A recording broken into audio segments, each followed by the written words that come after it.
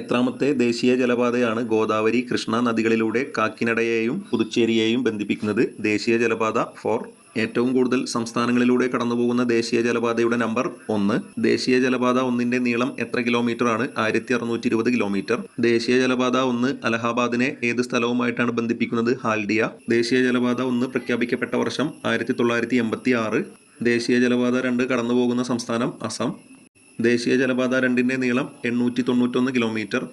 ദേശീയ ജലപാത 3 കടന്നുപോകുന്ന സംസ്ഥാനം കേരളം. പാതയുടെ നീളം 365 കിലോമീറ്റർ. ബക്കിംഹാം കനാൽ എത്രാമത്തെ ദേശീയ ജലപാതയുടെ ഭാഗമാണ്? ദേശീയ ജലപാത 4.